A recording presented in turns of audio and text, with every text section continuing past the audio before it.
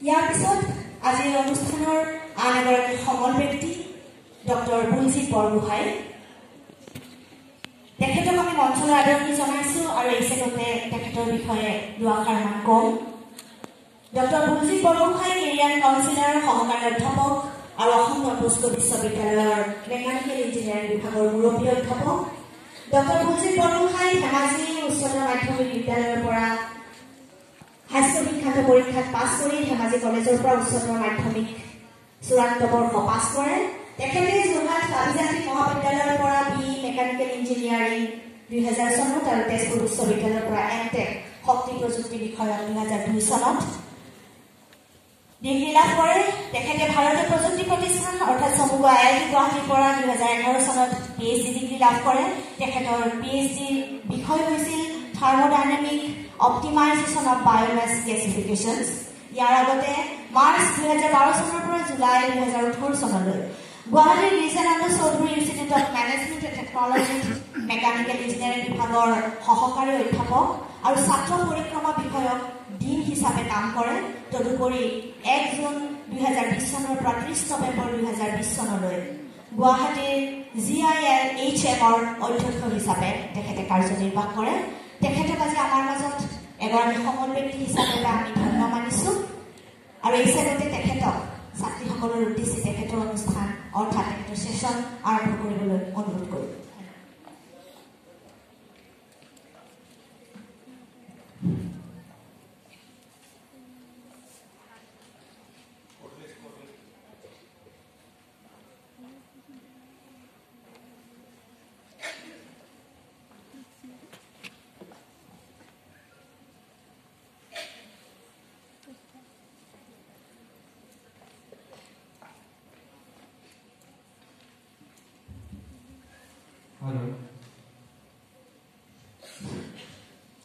প্ৰথমতে মই কামৰূপ জিলা প্ৰশাসনক ধন্যবাদ দিছোঁ মোক এই অনুষ্ঠানলৈ আমন্ত্ৰণ জনোৱাৰ বাবে।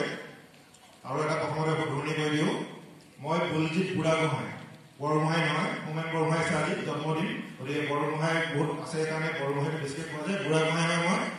আৰু এতিয়া যিবিলাক কথা ইতিমধ্যে কোৱা হৈছে অলপ মই বেলেগ ধৰণৰ কথা পাতিম। সকলো অসমীয়া বুজি পোৱা নহয়? বুজি নোপোৱা আছে নেকি বাৰু অসমীয়া? আছা যদি হাত ধৰা। অসমীয়া যদি বুজি নোপোৱা কোনোবা আছে? আমাৰ আছে অসমত এনেকুৱা বহুত অসমীয়া বুজি নাপায়, ধৰা কথা বুজি নাপায়। আৰু আমি এনেকুৱা আমি অসমীয়া কথা পাতিম, কিন্তু কিছুমান অসমীয়া কাম থাকিব ইয়াত, যিহেতু সকলো অনুবাদ এতিয়াও আমাৰ অসমীয়ালৈ অহা নাই কিছুমান শব্দ। আৰু এতিয়া ইয়াত মই গম পাইছোঁ যে এতিয়া নৱম শ্ৰেণী আৰু একাদশ শ্ৰেণীৰ ছাত্ৰী আছে বুলি মই গম পাইছোঁ। যিহেতু মোক এনেদৰে জনোৱা হৈছিলে যে নৱম শ্ৰেণী আৰু একাদশ শ্ৰেণী ছাত্ৰী উপস্থিত থাকিব। এতিয়া তোমালোকে নৱম শ্ৰেণীত আছা আৰু একাদশ শ্ৰেণীত আছা। তাৰপিছত দশম শ্ৰেণী আৰু দ্বাদশ শ্ৰেণীত পাবা। তাৰপিছত দশম শ্ৰেণীৰ পিছত কি হ'ব, দ্বাদশ শ্ৰেণীৰ পিছত কি হ'ব, কি কৰিব লাগিব, সেইটো বিষয়ে আমি কিছু আলোচনা কৰিম। আৰু যিহেতু এতিয়া মই আচলতে টাইম অলপ বেছিকৈ পাম বুলি ভাবিছোঁ, যিহেতু চিঠিখনত এনেকৈ আছে সেইমতে হ'ব মই জানিব বিচাৰিছোঁ।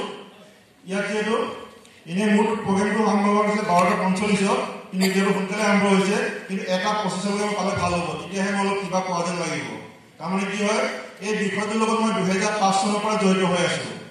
গতিকে মই 5 ঘণ্টা ক'লেও কিবা এটা কোৱা নিচিনাই হ'ব। তাৰমানে গতিকে মোৰ এনেকুৱা লাগে যেন অসমৰ ছাত্ৰ ছাত্ৰীসকলক মই জনা গোটেই কথাখিনি যাতে জনাই দিওঁ। আৰু এইখন মঞ্চতে মই 2012 চনৰ 25 মে'ত PhD ডিগ্ৰী লাভ কৰিছিলোঁ, চাৰ্টিফিকেটখন লৈছিলোঁ। 11 চনত কমপ্লিট হৈছিলে। আৰু এই মঞ্চত এতিয়া মই তোমালোকৰ আগত কথা ক'বলৈ আহিছোঁ। তোমালোকেও হয়তো ভৱিষ্যতে অডিয়েঞ্চ হৈ আছা, ভৱিষ্যতে আশা কৰিছোঁ তোমালোকেও বহুতে ইয়াৰ IIT গুৱাহাটীৰ পৰা ডিগ্ৰী ল'বলৈ এই মঞ্চখন ব্যৱহাৰ কৰিবা। তোমালোকক মই আগতীয়াকৈ শুভেচ্ছা জনাইছোঁ। যিহেতু তোমালোকে ইতিমধ্যে IIT অডিটৰিয়ামত সোমাবলৈ সুবিধা পাইছা, আশা কৰিছোঁ তোমালোকে 5 বছৰ 4 বছৰ পিছত তোমালোকে ইয়াত PhD কনভোকেশ্যনত তোমালোকে ইয়াৰ পৰা চাৰ্টিফিকেট সংগ্ৰহ কৰিব পাৰিবা। আগতীয়াকৈ মই শুভেচ্ছা জনাইছোঁ। এতিয়া আমি সকলোৱে জানো হাতৰ পাঁচোটা আঙুলি সমান নহয়, কিন্তু আমাৰ হাতৰ প্ৰত্যেকটো আঙুলিৰ গুৰুত্ব আছে। যদি এটা আঙুলি আমি নাথাকিলেহেঁতেন তেতিয়া আমি ভালদৰে কাম কৰিব নোৱাৰিলে। সেইদৰে আমাৰ সমাজত সকলো শ্ৰেণীৰ বৃত্তিধাৰী ব্যক্তি আৱশ্যক আছে। যেনেকৈ এজন আমাৰ IAS অফিচাৰ লাগিব, সেইদৰে এজন আমাৰ LP স্কুলৰ শিক্ষক লাগিব, এজন যুৱ নেতাও লাগিব, এখন গাঁওখনৰ এজন ভাল ব্যৱসায়ী লাগিব। কাৰণ আমাৰ সমাজৰ সকলো শ্ৰেণীৰ ব্যক্তিয়ে আৱশ্যক আছে। কিন্তু তাৰ কাৰণে তাৰ আগতে এইটো চাব লাগিব যে মই কোন কামৰ কাৰণে উপযুক্ত। আৰু এটা সাধাৰণতে এটা ভুল ধাৰণা বুলি কৈছোঁ, যদি কোনোবাই অষ্টম নৱম দশম শ্ৰেণীত ভালদৰে পঢ়া শুনা কৰিছে, ভালদৰে নম্বৰ উত্তীৰ্ণ হৈছে, তেওঁলোকে বিজ্ঞান শাখাত পঢ়িবলৈ নিজে বিচাৰে বা ঘৰখনৰ পৰা কয় বা শিক্ষানুষ্ঠানৰ কয় যে ভাল নম্বৰ উত্তীৰ্ণ হৈছা বিজ্ঞান শাখাত নামভৰ্তি কৰা। যদি কম নম্বৰ পাইছা কলা শাখা বাণিজ্য শাখা, সেইটো এটা ভুল ধাৰণা। কম নম্বৰ পোৱা মানে যে কলা শাখা বাণিজ্য শাখাত পঢ়িব, বেছি নম্বৰ পোৱা মানে যে বিজ্ঞান শাখাত পঢ়িব, তেনেকুৱা কথা নহয়। আৰু বিজ্ঞান শাখাত পঢ়া মানে কি? অকল ইঞ্জিনিয়াৰ ডক্তৰ। অকল ইঞ্জিনিয়াৰ ডক্তৰে দেশখন চলাব নোৱাৰে, ৰাজ্যখন চলাব নোৱাৰে, পৃথিৱীখন চলাব নোৱাৰে। আমাৰ সমাজৰ সকলো শ্ৰেণীৰ ব্যক্তি লাগিব, সেইটো কথা আমি সকলো মনত ৰাখি ল'ব লাগিব। আৰু মই যিমান অনুষ্ঠানলৈ গৈছো মেক্সিমাম 99% কয় যে ডক্তৰ হাত দাঙে। ডক্তৰ যি চব হয়, নাৰ্ছ কোন হ'ব, ফাৰ্মাচিষ্ট কোন হ'ব, লেবৰেটৰী অকল ডক্তৰে পেচেণ্ট চাব নোৱাৰিব, ট্ৰিটমেণ্ট কৰিব পাৰিব নেকি? 1.5 কেনেকৈ হ'ব, চাফাই কৰিব নাথাকে কেনেকৈ হ'ব? গতিকে আমি চাব লাগিব যে মই কোনটো কামৰ কাৰণে উপযুক্ত। তাৰ কাৰণে এনেকুৱা ধৰণৰ অনুষ্ঠানত যদি এক সম্যক ধাৰণা আমি লাভ কৰি ল'ব লাগিব যে মোৰ এনেকুৱা ধৰণৰ গুণ দক্ষতা আছে, এই গুণ দক্ষতাই মই কি কি ধৰণৰ পাঠ্যক্ৰম অধ্যয়ন কৰিব পাৰিম, আৰু সেই পাঠ্যক্ৰম সমাপ্ত কৰাৰ পিছত মই কেনেধৰণৰ কৰ্মক্ষেত্ৰত নিয়োজিত হ'ব পাৰিম। আৰু কোনো চৰকাৰে কেতিয়াও 100% নিবনুৱা সমস্যা চৰকাৰী চাকৰি সমাধান কৰিব নাই, সেইটো আমি প্ৰথমতে ভাবি ল'ব লাগিব। প্ৰত্যেক বছৰে 1 লাখকৈ চাকৰি দিলেও কেতিয়াও চৰকাৰী চাকৰি দি যদি নিবনুৱা সমস্যা সমাধান নহয়। আৰু এইটো নহয় যে আগতে হয় এটা চৰকাৰী চাকৰি পালে লাইফ টাইমৰ কাৰণে পেঞ্চন পালে কিবা আজীৱন চলিব পাৰিলে, কিন্তু এতিয়া সেনেকুৱা পৰিস্থিতি চৰকাৰী চাকৰিটো নাই। প্ৰত্যেক বছৰে এছেছমেণ্ট হ'ব, কামৰ দক্ষতা থাকিলেহে কণ্টিনিউ চাকৰিটো কণ্টিনিউ হ'ব। যদি কামৰ দক্ষতা যদি প্ৰকাশ কৰিব পৰা নাযায় তেতিয়াহ'লে চৰকাৰী চাকৰিৰ পৰা অব্যাহতি দিয়া যাব।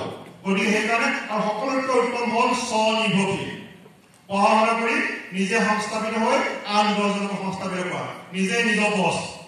চানডে মৰ্ণে ঘৰতে যিমানে কাম কৰিব সিমানে বিপদৰূপে আগুৱাই যাব পাৰিবা। আৰু সঁচা অৰ্থত আমি যিটো কওঁ যে ধনী বা স্বচ্ছল জীৱন যাপন স্বনিৰ্ভৰশীল যদি হ'ব পৰা যায়। কিন্তু চৰকাৰী চাকৰি বা বেচৰকাৰী চাকৰি কিন্তু স্বচ্ছল লাক্সাৰি লাইফ কিন্তু সৎপৰ থাকেতো পোৱা সম্ভৱ নহয় বৰ্তমান প্ৰেক্ষাপটত। আৰু কোনোবাই চৰকাৰী চাকৰি কৰিলেও সমান্তৰালভাৱে স্বনিৰ্ভৰশীল কাম কৰিবলৈ, আনকি তোমালোকে এতিয়া নৱম শ্ৰেণীত আছা বা একাদশ শ্ৰেণীত আছা, তোমালোকেও উপাৰ্জন কৰিব পাৰা, পঢ়ি থকা সময়তো উপাৰ্জন কৰিব পাৰা, বিভিন্ন উপায় আছে উপাৰ্জন কৰা। কোনোবাই লিখা মেলা কৰে নেকি? গল্প কবিতা লিখা হাত দাঙাচোন। কোনোবাই কুইজ কম্পিটিশ্যনত যোগদান কৰা, কুইজ কম্পিটিশ্যন হাত দাঙা, ডিবেট কম্পিটিশ্যন, প্ৰবন্ধ প্ৰতিযোগিতা, কোনোবাই গান গোৱা নেকি? হাত দাঙা। কোনোবাই নাচা নেকি?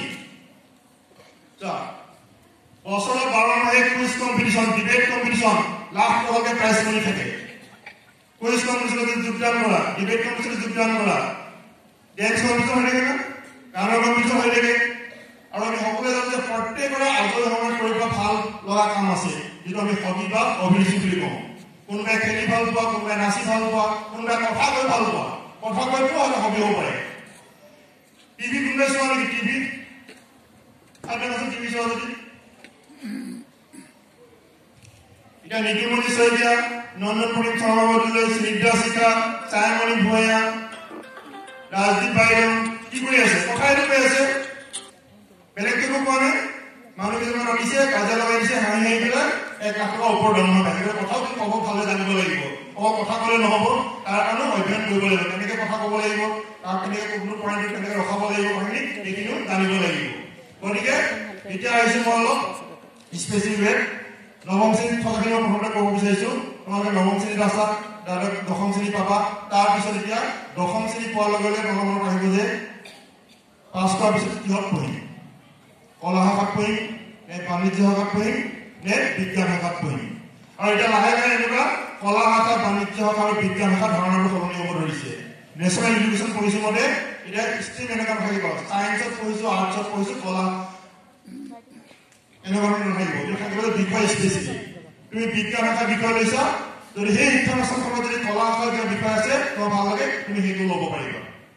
তুমি যদি বাণিজ্য শাখাত পঢ়িছা, তোমাৰ যদি বিজ্ঞানৰ বিষয় তোমাৰ ভাল লাগে, তেতিয়া সেই শিক্ষানুষ্ঠানত যদি আছে অপশ্যনটো, তেতিয়া তুমি সেইটো ল'ব পাৰিবা। তাৰমানে কি হৈছে, এতিয়া যাৰ যিটো ভাল লাগে সেই বিষয়টো চয়ন কৰিব পাৰিবা। প্ৰথমতে নৱম দশম শ্ৰেণীত হয়তো তোমাৰ বিজ্ঞান বিষয় ভাল লাগিছিলে, তোমাৰ ছ'চিয়েল ষ্টাডিজ চাবজেক্টটো ভাল লাগিছিলে, তেতিয়াহ'লে তুমি সেইটো কণ্টিনিউ কৰিব পাৰিবা এতিয়া নেশ্যনেল এডুকেশ্যন পলিচি মতে। গতিকে তাৰ কাৰণে কিন্তু আগতে চাব লাগিব কোনখন শিক্ষানুষ্ঠানত কি সুবিধাবিলাক আছে।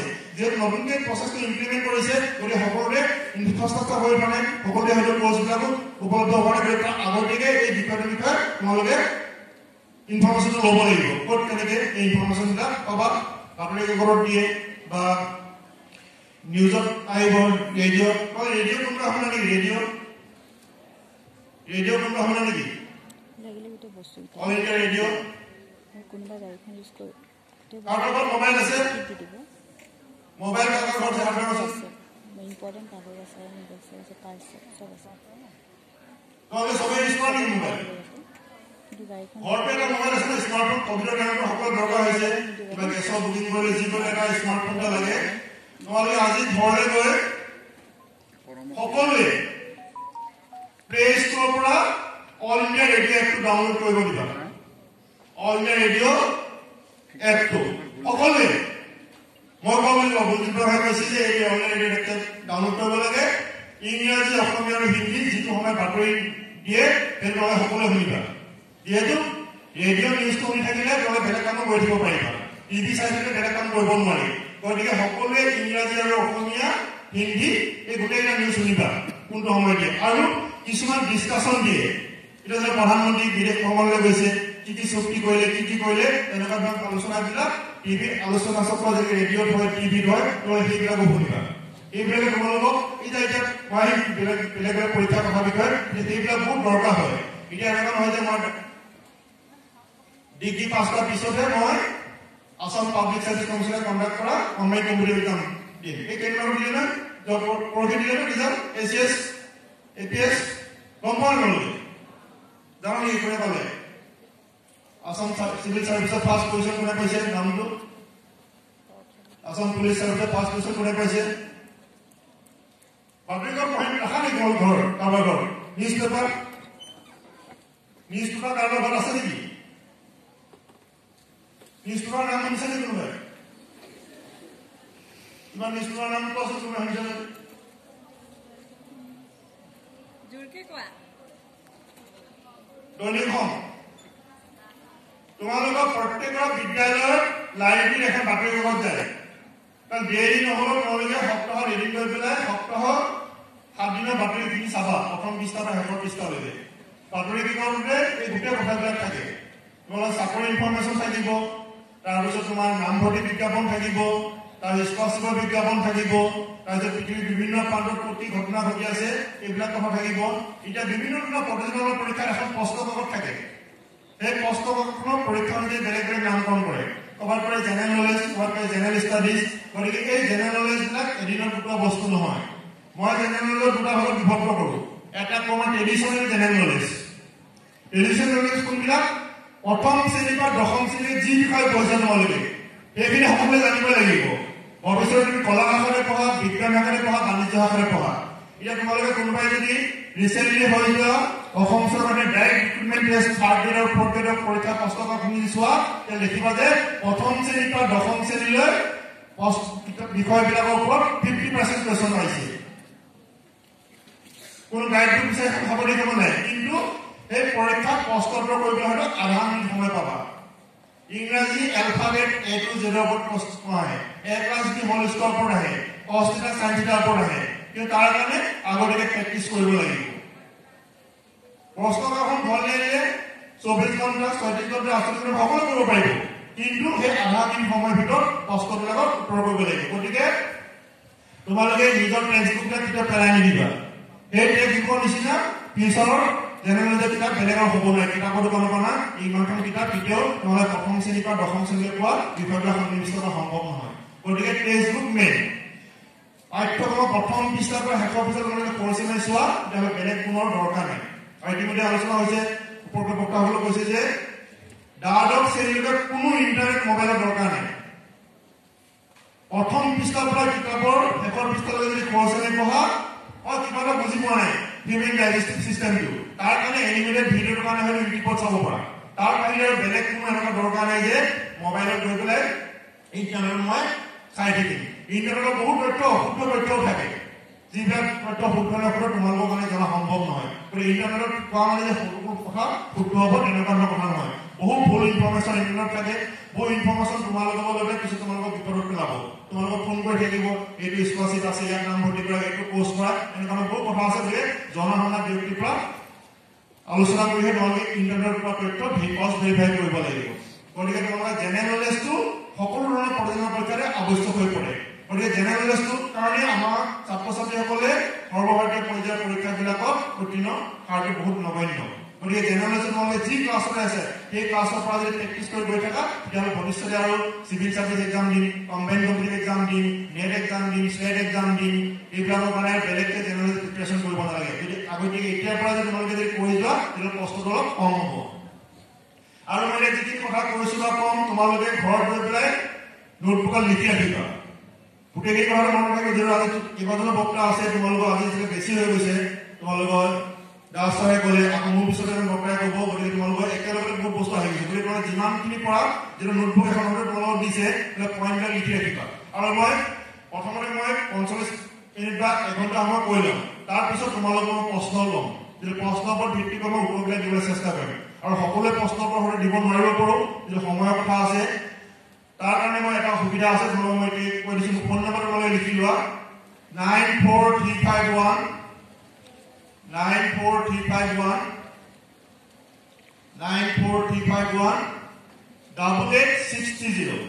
94351 8860 8860 আৰু নামটো লগত লিখিবা বুলজিৎ বুঢ়াগোহাঁই। Buljit Burhagohain, BULJIT, Buljit BURAGOHAIN, Burhagohain. আৰু সময় এটা আছে ফোন কৰা, যিকোনো সময়ত ফোন কৰিলে নহ'ব। Every Saturday from 6 PM to 9 PM, শনিবাৰে সন্ধিয়া 6 বজাৰ পৰা 9 বজাৰ ভিতৰত। আৰু বেলেগক তোমালোকক ক্লাছমেটৰ বেলেগক বা ঘৰৰ কাৰোবাক দিলে সময়টো বাৰটো কথা কৈ দিবা, নহ'লে যিকোনো টাইমত ফোন কৰিলে মই হয়তো গালিও দিব পাৰোঁ। ঠিক আছে? তোমালোকে এনেকুৱা নহ'ব যে মই IIT গুৱাহাটীত গৈছিলোঁ, আপোনাৰ ফোন নম্বৰ দিছিলে গতিকে মই ফোন কৰিছোঁ, তেনেকুৱা নহ'ব। যিটো সময় দিছোঁ সেই 3 ঘণ্টা সময়ৰ ভিতৰতে। তাৰ কাৰণে তোমালোকে কোনো গুগল পে' কৰিব নালাগে, পে'টিএম কৰিব নালাগে। এইটো সম্পূৰ্ণ বিনামূলীয়া। মোৰ কেপাচিটি কেপেবিলিটি মই অসমৰ ৰাইজক দিছোঁ। 2005 চনৰ পৰা এই কামটো মই কৰি আহিছোঁ। ঠিক আছে? সেইটো মনত ৰাখিবা। এতিয়া যিমানটো প্ৰস্তুত এনেকুৱা থাকিব পাৰে যে এই কথাটো মই ৰাজহুৱাকৈ নুসুধো, বেলেগে গম পাই দিব মই সেইটো বিষয়ে, তোমালোকে সেইটো সুধিবা। আৰু ফোনটো কৰোঁতে ফোনটো লাউড স্পীকাৰত ৰাখিব লাগিব, যাতে ঘৰৰ মানুহখিনিও গম পায় কেনেকুৱা কথা আলোচনা হৈছে, কেনেকুৱা কথা জনাইছোঁ। আৰু মই তাতো ফাইনেল সিদ্ধান্ত নিদিওঁ, মই কথাবিলাক ৰাস্তাবিলাক কথাই কওঁ। এতিয়া কোনোবাই হয়তো গুৱাহাটীৰ পৰা দিল্লীলৈ যাব বিচাৰিছে, কোনোবাই ট্ৰেইনেৰে যাব পাৰে, কোনোবাই বাছেৰে যাব পাৰে, কোনোবাই এৰোপ্লেনেৰে যাব পাৰে, কোনোবাই বাইক লৈ যাব পাৰে, কোনোবাই গাড়ী ভাড়া কৰি যাব পাৰে। গতিকে উদ্দেশ্যটো হ'ল যে দিল্লীলৈ যাব লাগে। মোৰ উত্তৰবিলাকৰ উদ্দেশ্যটো হ'ল যে ৰাস্তাবিলাকৰ কথাটো কৈ দিয়ক। আৰু সিদ্ধান্তটো তোমালোকে অভিভাৱক শিক্ষাগুৰু লগত আলোচনা কৰিলে তোমালোকে সিদ্ধান্ত ল'ব, ফাইনেল সিদ্ধান্ত। আৰু যিটো সিদ্ধান্ত লৈছে ভাবিব যে এইটোৱে 100% ঠিকে আছে, তাৰপিছত বেলেগে ক'লো এখন কাৰণে শুনি পেলাই এখন কাৰণে উলিয়াই দিব। কিছুমানে ক'ব পাৰে তোমালোকে যদি ভাল নম্বৰ উত্তীৰ্ণ হৈছা, তোমালোকে আৰ্টছত পঢ়িলা, তেতিয়া তুমি ভাল নম্বৰ পাই কিয় আৰ্টছত পঢ়িলা, চায়েন্সত পঢ়িব লাগিছিলে, সেইবিলাক কথা নুশুনিবা। গতিকে তোমালোকে যিটো সিদ্ধান্ত লৈছে, আৰু এতিয়া প্ৰতিযোগিতাৰ যুগ, অপশ্যন ৰাখিব লাগিব। Option number 1, option number 2, option number 3। অকল এটাতে ভাবি নাথাকিব এটাই হ'ম, MBBS পঢ়িম, তাৰপিছত নপঢ়িলে MBBS নপঢ়িলে মই নপঢ়োৱে, এনেকৈ নহয়। MBBS নহ'ল নেক্সট কি কৰিম, নেক্সটটো নহ'ল BSc নাৰ্ছিং, সেইটো নহ'ল মই কি কৰিম, ফাৰ্মাচী কৰিম, মই বেলেগ কিবা কৰিম। গতিকে বিকল্প পথ ৰাখি থ'ব লাগিব। আৰু সেইটো কাৰণে আগতীয়াকৈ আমি ৰাস্তাবিলাক কথা গম পাই ল'ব লাগিব। তাৰ আগতে তোমাৰ কি কেপাচিটি কেপেবিলিটি আছে, তুমি সেইটো লাইনত যাব পাৰিবা নে সেইটো চাব লাগিব। এতিয়া প্ৰতিটো পাঠ্যক্ৰমৰ লগত সংলগ্ন থকা নিযুক্তিৰ ক্ষেত্ৰখন চাব লাগিব। এই নিযুক্তিৰ ক্ষেত্ৰত ক'ত কেনেধৰণৰ কাম কৰিব লাগিব। যদি তোমালোকে ভাবিছা কোনোবাই IAS অফিচাৰ হ'ম, এতিয়া চাহ বহি আছে, IAS অফিচাৰ কাৰণে কোনো দিন ৰাতি কথা নাই, ৰাতিপুৱা গধূলি কথা। ৰাতি 12টা বজাতে কিবা গণ্ডগোল হৈছে জিলাখনত, SP জন DC গৰাকী গৈ পেলাই তাত উপস্থিত হ'ব। ডক্টৰৰ কাৰণে কোনো দিন ৰাতি কথা নাই, ধনী দুখীয়া কথা নাই, ডেকা বুঢ়া কথা নাই, সকলোকে চিকিৎসা প্ৰদান কৰিব লাগিব। শিক্ষকসকলে মানে তোমালোকে বুজি নাপালে 100 বাৰলৈকে বুজাব লাগিব, ধৈৰ্য শক্তি থাকিব লাগিব। কাৰণ প্ৰতিটো ভিত্তিতে কিছুমান গুণ দক্ষতা থাকিব লাগিব। যদি নাই তুমি সেইখিনি আগতে আয়ত্ব কৰি ল'ব লাগিব। কোনোবাই ভাবিছিলে অইল ইঞ্জিন চাকৰি কৰিম, কিছুমান মৰ্ণিং চিফৰ ডিউটি, ডে চিফৰ ডিউটি, নাইট চিফৰ ডিউটি। কোনোবাই যদি কেতিয়াও 6টা বজাত শুই উঠিয়ে পোৱা নাই, তেতিয়াহ'লে মৰ্ণিং চিফৰ ডিউটি, কাৰণ সেই চাকৰিটোৰ কাৰণে এপ্লাই কৰি লাভ নাই, প্ৰস্তুতি চলাই লাভ নাই। হয় 6টা বজাত শুই উঠিবলৈ চেষ্টা কৰিব লাগিব, নহয় সেই চাকৰিটোৰ কাৰণে এপ্লাই কৰিব নালাগিব। গতিকে সেই কথাখিনি আগতীয়াকৈ জানি ল'ব লাগিব। যদি জানি লোৱা বহুতে দেখাক দেখি পেলাই কামটো কৰে। এতিয়া প্ৰত্যেক ব্যক্তিয়ে ব্যক্তিত্ব বা চাৰিত্ৰিক বৈশিষ্ট্য কিছুমান আছে। কোনোবাই ইন্ট্ৰভাৰ্ট, অন্তৰ্মুখী, বেলেগৰ লগত মিলামিছা কৰি ভাল নাপায়। কোনোবা এক্সট্ৰোভাৰ্ট বেলেগৰ লগত মিলামিছা কৰি ভাল পায় কোনোবা ছ'চিয়েল সামাজিক কোনোবা এণ্টাৰপ্ৰাইজিং মাইণ্ড উদ্যমিক মন কোনোবা ৰিয়েলিষ্টিক বাস্তৱধৰ্মী কোনোবা ইনভেষ্টিগেটিভ মাইণ্ড অনুসন্ধানী মন এই কিয় হ'ল কেনেকৈ হ'ল কি হ'ল নহয় সেইটো তোমালোকে নিজে গম পালে তুমি কেনেধৰণৰ ব্যক্তিত্ব বা কেনেধৰণৰ চাৰিত্ৰিক বৈশিষ্ট্য তোমাৰ আছে আৰু সেইটো কলা শাখাৰ বিষয়ে পঢ়া বিজ্ঞান শাখাৰ বিষয়ে পঢ়া বাণিজ্য শাখাৰ বিষয়ে পঢ়া সকলো বিষয়ৰ লগতে এদিন সম্বন্ধ কৰিব পাৰি গতিকে তোমালোকে যিসকল নৱম শ্ৰেণীত আছা বা একাদশ শ্ৰেণীত আছা ভৱিষ্যতে তোমালোকে কৰ্মক্ষেত্ৰখন নিৰ্বাচন কৰি তোমালোকে চাব লাগিব যে তুমি কেনেধৰণৰ ব্যক্তিত্ব অধিকাৰী বা কেনেধৰণৰ চাৰিত্ৰিক বৈশিষ্ট্য আছে তোমাৰ হবিটো কি আৰু তোমাৰ ভাল লগা বিষয়বিলাক কোনবিলাক এই তিনিটা সমন্বয় ঘটাই যদি তোমালোকে যদি তোমাৰ ভৱিষ্যতৰ কৰ্মক্ষেত্ৰখন যদি নিৰ্ধাৰণ কৰিবা তেতিয়া তুমি বিপদৰূপে আগুৱাই যাব পাৰিবা সেইটো প্ৰত্যেকে পাৰিবা আৰু প্ৰত্যেকে নিজৰ নামে নিজৰ পৰিচয় দিবৰ কাৰণে চেষ্টা কৰিব লাগে কাৰোবাৰ পুতেক কাৰোবাৰ জীয়েক কাৰোবাৰ ককাই ভাইক নহয় প্ৰত্যেকে পাৰিবা কোনো কাৰোৰ লগত তুলনা নহয় nobody is compared with anybody তুমিয়ে তোমাৰ খালি কি গুণ দক্ষতা আছে জানিব লাগিব অসমৰ এজনে জুবিন গাৰ্গ আৰু নেক্সট কোনো হ'ব নোৱাৰে অসমৰ এজনে হিমন্ত বিশ্ব শৰ্মা নেক্সট কোনো হ'ব নোৱাৰে অসমৰ এজনে আমাৰ পাব নোৱাৰে নেক্সট তুমি নিজৰ নামে নিজৰ পৰিচয় দিবলৈ চেষ্টা কৰিব লাগিব আৰু দা ৱৰ্ড ইম্পচিবল চেজ কি কৈছে ৱৰ্ড ইম্পচিবল ৱৰ্ডটো আই এম পচিবল অসম্ভৱ বুলি একো কথা নাই কোনোবাই কয় যে ল'ৰাজন ভাল বেয়া কাৰোবাৰ লগত তুলনা কৰি কৰে মই কৈছো কোনো কাৰো তুলনাই নহয় কোনোবাই পৰীক্ষাত ভালদৰে পঢ়া শুনা কৰিছে মানে পৰীক্ষাত ফাৰ্ষ্ট বয় হৈছে ফাৰ্ষ্ট গ'ল হৈছে কোনোবাই পঢ়া শুনা কৰে ফাৰ্ষ্ট বয় হ'ব মানে ক্লাছৰ এজনতো ফাৰ্ষ্ট বয় হ'ব সকলোতো ফাৰ্ষ্ট বয় হ'ব নোৱাৰে পৰীক্ষাত কোনোবাই এজনে ছেকেণ্ড হ'ব পাঁচজন ছজনটো হ'ব নোৱাৰে নম্বৰটো গতিকে সেইটো ভাবিব লাগে পৰীক্ষাত মই ফাৰ্ষ্ট বয় নোহোৱাৰ কাৰণে মই বেয়া ফাৰ্ষ্ট বয় নোহোৱাৰ কাৰণে মই সেইটো কথা নহয় কিন্তু পাঠ্যক্ৰমৰ গোটেই বস্তুবিলাক আমি খৰচি মাৰি জানি বুজি যাব লাগিব লাষ্ট 10 বছৰ কুৱেশ্যন পেপাৰ 10 অট'মেটিক 80-90% মাৰ্কছ সকলোৱে পাব 12 অট'মেটিক পাব কিন্তু এই পৰীক্ষা অকল মাৰ্কশ্বিটখনৰ কথা ভাবিলে নহ'ব এই মাৰ্কশ্বিটখন লাগিব 10ৰ মাৰ্কশ্বিটখন অকল একাদশ শ্ৰেণীৰ নামভৰ্তিৰ কাৰণে দ্বাদশ শ্ৰেণীৰ মাৰ্কশ্বিটখন লাগিব কোনোবা এটা কম্পিটিটিভ এক্সাম দিবৰ কাৰণে তাৰ মানে বিশেষ প্ৰয়োজন নহয় কিন্তু বিষয়বিলাক যদি খৰচি কৰি পঢ়ি ল'লে ভৱিষ্যতে কোনো সমস্যাৰ সৃষ্টি নহ'ব গতিকে পৰীক্ষাত কিমান নম্বৰ পাইছে সেইটো ডাঙৰ কথা নহয় মানে কিমান জানি বুজি লৈছে বিষয়টো আয়ত্ব কৰিছা বেছিক কনচেপ্ট যিটো হয় সেইটো যদি আয়ত্ব কৰিলে তুমি যি ধৰণৰ কুৱেশ্যন হওক মানে প্ৰশ্নটো কৰিব পাৰিবা সেইটো কথা সকলোৱে ভাবি ল'বা সেইটো সকলোৱে পাৰিবা আৰু পৃথিৱীত আটাইতকৈ উঁচু কামটো হ'ল পঢ়া কামটো তাৰ ভিতৰত ইজি কাম আছে নেকি কিতাপত আছে শিক্ষকে পঢ়াব পৰীক্ষা দিয়া পাছ কৰা ইণ্টাৰভিউ দিয়া চাকৰি লোৱা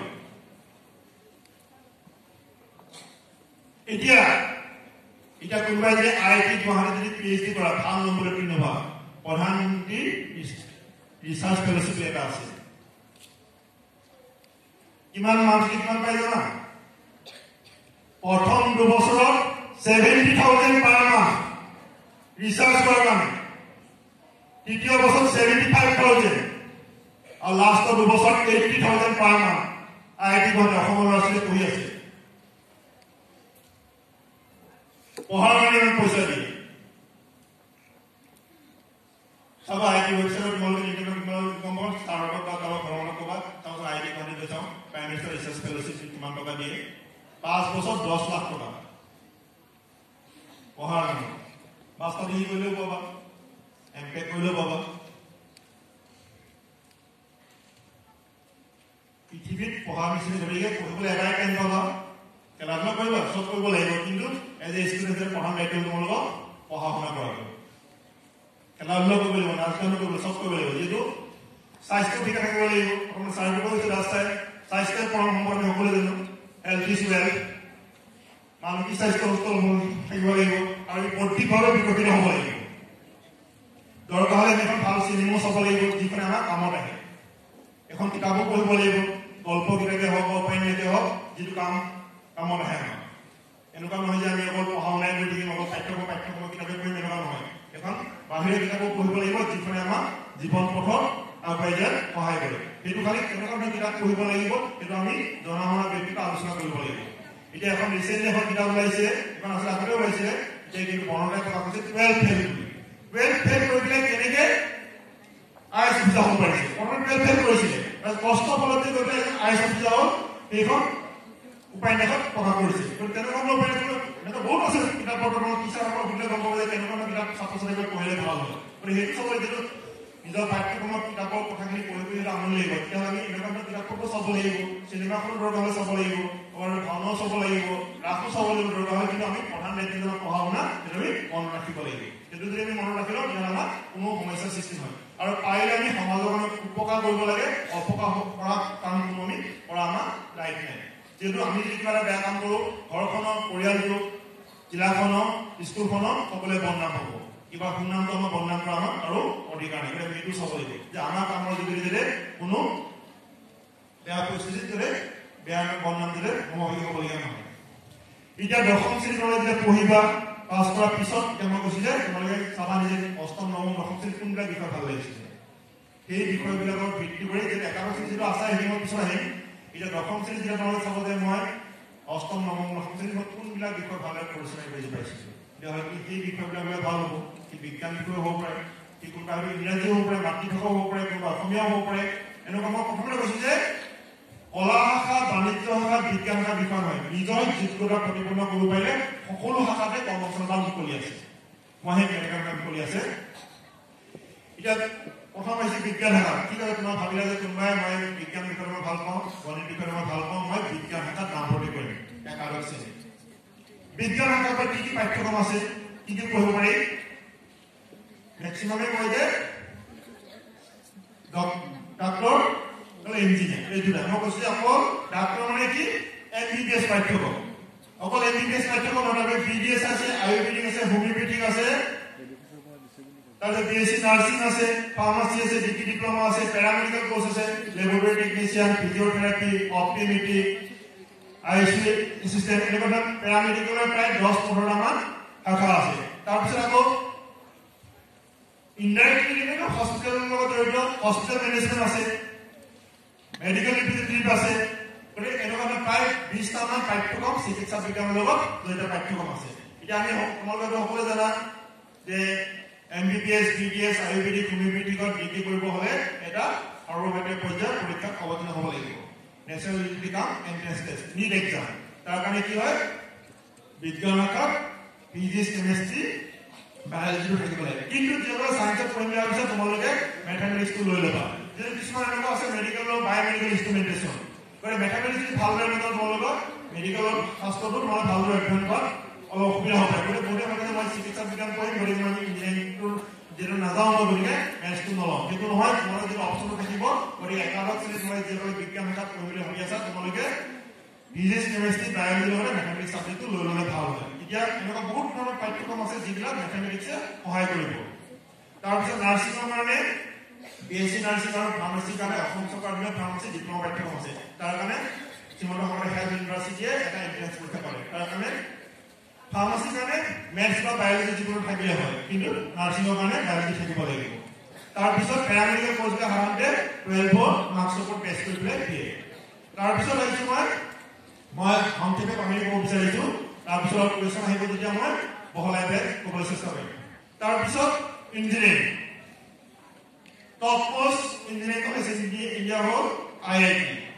ইণ্ডিয়ান ইনষ্টিটিউট অফ টেকনলজি য'ত তোমালোকে এতিয়া অডিটৰিয়ামত বহি আহিছা ডক্টৰ ভূপেন হাজৰিকা অডিটৰিয়ামত এই IIT গুৱাহাটীত পাব হৈছে তোমালোকে JEE এডভান্স কোৱালিফাই কৰিব লাগিব ইঞ্জিনিয়াৰিঙৰ বিভিন্ন ব্ৰাঞ্চ আছে mechanical electrical electronics computer science information technology petroleum technology biotechnology প্ৰায় 50-60টামান ইঞ্জিনিয়াৰিঙৰ ব্ৰাঞ্চ আছে এতিয়া তোমাৰ যদি ভাল নম্বৰ উত্তীৰ্ণ হোৱা ভাল পাৰ্চেণ্টেজ তেতিয়া তুমি নিজৰ ইচ্ছামতে IITৰ ব্ৰাঞ্চ টেক কৰিব পাৰিবা এতিয়া মই যে ব্ৰাঞ্চ টেক কৰোঁতে তুমি কেনেকুৱা কাম কৰি ভাল পোৱা ইনভেষ্টিগেটিভ ৰিয়েলিষ্টিক আৰ্টিষ্টিক সেইটোৰ ওপৰত ভিত্তি কৰি ইঞ্জিনিয়াৰিঙৰ ব্ৰাঞ্চ এতিয়া চিভিল ইঞ্জিনিয়াৰিং আৰ্কিটেক্সাৰ ইঞ্জিনিয়াৰিং তোমাৰ যদি এটা কনষ্ট্ৰাকটিভ মাইণ্ড আছে আৰ্টিষ্টিক মাইণ্ড আছে তুমি কেনেকৈ ঘৰটো ডিজাইন কৰিবা বিল্ডিংটো কেনেকৈ ডিজাইন কৰিবা ব্ৰিজখন কেনেকৈ ডিজাইন কৰিবা তোমাৰ আৰ্টিষ্টিক মাইণ্ড থাকিলে সেইটো হেল্প কৰিব তুমি তোমাৰ ইণ্ট্ৰভাৰ্ট তুমি বেলেগৰ মিলামিছাকৈ বেয়া পোৱা তেতিয়াহ'লে তুমি হয়তো কম্পিউটাৰ চায়েন্স ইঞ্জিনিয়াৰ তুমি কম্পিউটাৰতে কামটো কৰিবা তুমি বেলেগৰ লগত কোনো আলোচনা কৰিব নালাগে তুমি কম্পিউটাৰত মোবাইল এপ ডেভেলপ কৰিবা সফটৱেৰ ডেভেলপ কৰিবা তুমি কম্পিউটাৰতে কামটো কৰিবা গতিকে সেইটো আগতীয়াকৈ চাই ল'ব লাগিব সেইকাৰণে মই কৈছোঁ যে তুমি কেনেকুৱা ব্যক্তিত্বৰ অধিকাৰী তুমি কেনেকুৱা কাম কৰি ভাল পোৱা সেইটো প্ৰতিটো বিভাগতে এনেকুৱা বিষয় আছে এতিয়া মেডিকেলৰ ক্ষেত্ৰতো কোনোবা এনেকুৱা আছে যে ইণ্ট্ৰভাৰ্ট বেলেগৰ মিলামিছাকৈ বেয়া পোৱা কথা পাতি বেয়া পোৱা MBBS কোৰ্চটো পঢ়া কৰিব লাগিব কিন্তু এনেকুৱা আছে MD ৰেডিঅ'লজিষ্ট তুমি পেচেণ্টৰ লগত ডিল কৰিব লাগে ৰিপৰ্টতহে কমেণ্ট কৰিবা তুমি এইটো চাবা নেকি এমবিবিএছ ভাবে চিকিৎসকে জড়িত আছে তুমি পেচেণ্টৰ লগত ইমান কথা ক'লে ভাল নোপোৱা তুমি ডিল কৰিব নিবিচাৰা তুমি এমবিবিএছ কৰাৰ পিছত ৰেডিঅ'লজিষ্ট যদি হৈ যোৱা তুমি পেচেণ্টৰ লগত তোমাক আৰামে কথা বতৰা কৰা মানুহটো স্কোপ নাথাকিব সেইটো চাব লাগিব এতিয়া টপ মোষ্ট ইঞ্জিনিয়াৰিং কলেজ হ'ল IIT তাৰ তলৰ ৰেংকিং ইঞ্জিনিয়াৰিং কলেজ হ'ল NIT অসমৰ শিলচৰ আছে national institute of technology NIT পাবৰ কাৰণে JEE মেইনছ কোৱালিফাই কৰিব লাগিব এই যে কোৱালিফাই কৰিব লাগিব তোমালোকে ইয়াত ফিজিক্স কেমিষ্ট্ৰি মেথমেটিক্স 11 12 ৰ টেষ্ট হয় 1 12 পৰীক্ষা দিয়া হ'ব তোমালোকৰ 12 সাবজেক্ট এৰ উপৰ কিন্তু এই এন্ট্ৰান্স এক্সাম নিট এক্সাম কোৱা JEE মেইনছ কোৱা এডভান্স কোৱা 11 12 উপৰ টেষ্ট কৰি আহিব তাৰ পিছত অসম চৰকাৰৰ ইঞ্জিনিয়াৰিং কলেজ যেনে Assam engineering college Jorhat engineering college বুলাহাট engineering college Dhemaji engineering college তাৰ কাৰণে Assam science and technology university combined entrance exam conduct কৰে CEE এই CEE কোৱালিফাই কৰে ভাল নহলে তেমাজে কৈছে যদি ভাল নম্বৰ নহয় তেন্তে নিজৰ ইচ্ছামতে ইঞ্জিনিয়াৰিং কলেজখন আৰু ব্ৰাঞ্চ সিলেক্ট কৰিব পাৰিবা এটা কোনটা ভাষা জানো মেকানিক্যাল ইঞ্জিনিয়াৰিং নাম ভৰ্তি কৰিব বিচাৰিছিল মোৰ ইন্টাৰেষ্ট আছে তুমি IIT নাপালা NIT নাপালা আসাম ইঞ্জিনিয়াৰিং নাপালা তুমি যে মেকানিক্যাল পঢ়ি তেন্তে প্ৰাইভেট কলেজ আছে নেকি কেৱল যে মোৰ Assam university institute of technology কমৰ এটা যদি আসাম ইউনিভাৰ্চিটি মেকানিক্যাল বিচাৰিছা তেন্তে তুমি JEE মাৰ্কছ নহলে CEE মাৰ্কছ নহলে আসাম ইউনিভাৰ্চিটি কণ্ডাক্ট এন্ট্ৰান্স কোৱালিফাই কৰিবলৈ আৰু যিটো AICTE ৰিকগনিশ্যনৰ কাৰণে যদি এপ্ৰুভেলৰ প্ৰসেস থাকে সেই মাৰ্কছ থাকিব লাগিব তোমাৰ এনেকুৱা নহয় যে প্ৰাইভেটত তুমি মেথছ ভালকৈ পঢ়িব পাৰিবা মাৰ্কছ নাথাকিব যদি মিনিমাম ৰিকুৱাৰমেণ্ট সেইটো ফুলফিল কৰিব লাগিব তেতিয়াহে তোমালোকে প্ৰাইভেটত হওক গভৰ্ণমেণ্টত পঢ়িব পাৰিবা গতিকে আৰু যিকোনো শিক্ষানুষ্ঠানৰ নাম ভৰ্তি কৰাৰ আগতে প্ৰতিটো পাঠ্যক্ৰমতে কিছুমান ৰিকগনাইজ অথৰিটি থাকে সেই অথৰিটি এপ্ৰুভ থাকিব লাগিব পাঠ্যক্ৰমবিলাক যদি এপ্ৰুভ নাথাকে ভৱিষ্যতে কোনো চৰকাৰী চাকৰিৰ কাৰণে আবেদন কৰিব নোৱাৰিব এতিয়া engineering all India council for technology যে এপ্ৰুভ নহয় এটা ভৱিষ্যতে কোনো গভৰ্ণমেণ্ট চাকৰিৰ কাৰণে এপ্লাই কৰিব নোৱাৰিব আৰু সেই ইনফৰমেশ্যন ক'ত পোৱা যাব অল ইণ্ডিয়া কাউন্সিল ফৰ টেকনলজিৰ ৱেবছাইটত লিখা থাকিব অসমৰ কোনকেইখন ইঞ্জিনিয়াৰিং কলেজত কোনকেইটা ব্ৰাঞ্চৰ কাৰণে এপ্ৰুভেল দিয়া আছে কিমানলৈকে দিয়া আছে সেইটো লিখা থাকিব কোনকেইখন মেডিকেল কলেজত কোনকেইটালৈকে পাৰ্মিশ্যন দিয়া আছে মেডিকেল কমিশ্যন অফ ইণ্ডিয়াৰ ৱেবছাইটত লিখা থাকিব ডেণ্টেল কাউন্সিল অফ ইণ্ডিয়াৰ ৱেবছাইটত লিখা থাকিব ইণ্ডিয়ান নাৰ্ছিং কাউন্সিল ৱেবছাইটত লিখা থাকিব কোনকেইটা BSc নাৰ্ছিং কাৰণে প্ৰগ্ৰাম আছে আসাম নাৰ্ছিং কাউন্সিল ৱেবছাইটত লিখা থাকিব কোনকেইটা কোৰ্চৰ কাৰণে নাৰ্ছিঙৰ এপ্ৰুভেল দিয়া আছে প্ৰাইভেট সেক্টৰ হওক গভৰ্ণমেণ্ট সেক্টৰ হওক পেৰামেডিকেল কোৰ্চৰ কাৰণে মাজে মাজে নিউজত আহি থাকে পেৰামেডিকেল কোৰ্চৰ এপ্ৰুভেল নাই হেল্থ ইউনিভাৰ্চিটি অসমৰ কোনকেইখন পেৰামেডিকেলৰ কাৰণে প্ৰাইভেট ইনষ্টিটিউট এপ্ৰুভেল দিয়া আছে সেইটো Srimanta Sankardev health science university ৱেবছাইটত চাব লাগিব যে কোনকেইখনৰ নাম দিয়া আছে অকল পেপাৰ এডভাৰটাইজমেণ্ট চাই পেলাই নাম ভৰ্তি কৰিলে ভৱিষ্যতে কোনো গভৰ্ণমেণ্ট অসম চৰকাৰৰ কোনো